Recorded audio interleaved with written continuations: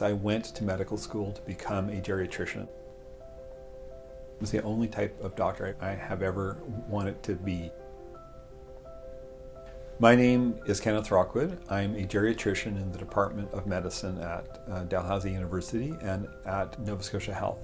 I also am the Senior Medical Director of the newly formed Frailty and Elder Care Network. At Dalhousie, I'm a professor of geriatric medicine and neurology. I'm also privileged to hold the Dalhousie Medical Research Foundation Catherine Ellen Weldon Professorship in Alzheimer Research. What I've enjoyed particularly about Halifax and being here, the work is very rich and quite fulfilling.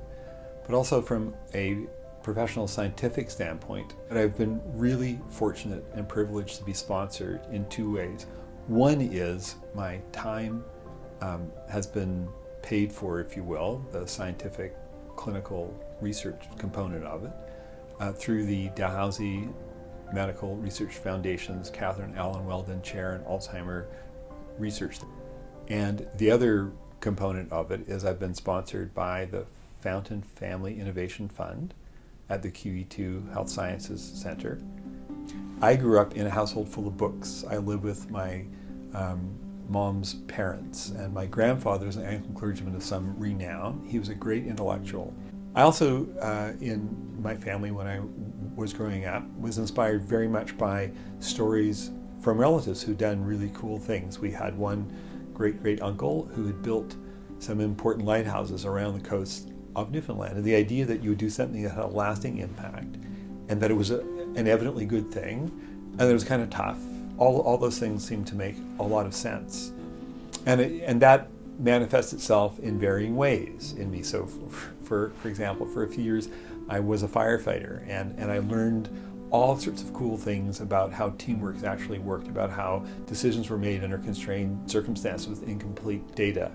And it was experiences like that that really all seemed to me to come together in geriatric medicine. I've been so privileged in so many ways, and across my career I've worked with fantastic people. Probably the person whom I owe the greatest debt intellectually is Arnold Mitninsky. Arnold was a mathematician. He died just in May of 2021. He and I spent a few years trying to figure out what frailty was. So one thing that Arnold and I worked out early on was something called the Frailty Index. And the Frailty Index is a way to understand how fit or frail an individual is.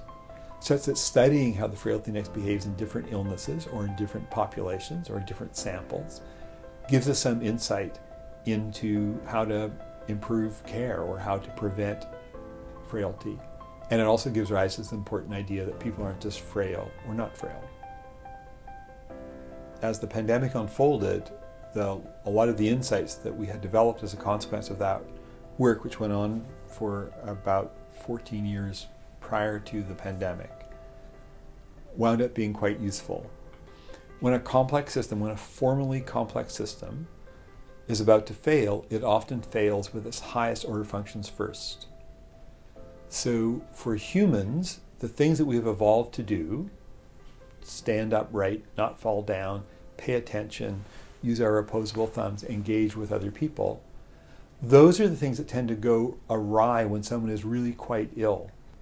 The expectation was you should know that you had COVID because you had a cold or you had a fever. And yet the early studies started to show that that wasn't the most common way that an older person showed that they had COVID. It was that they got confused or they had decline in their function. And these were challenges.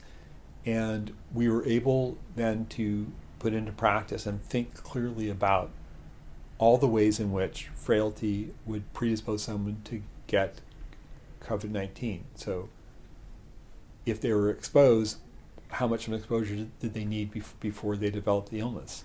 If they got the illness, how did it express itself? Winning this award, I'm hopeful that it will be a big boost for the work we're trying to do. And there's two types of work. One work is the research, but also the work I'm doing now as the Senior Medical Director for the Frailty and Elder Care network. There's a lot of things that we're keen to introduce here. There's things that we've seen work elsewhere in the world, and I want to get the chance to try them here.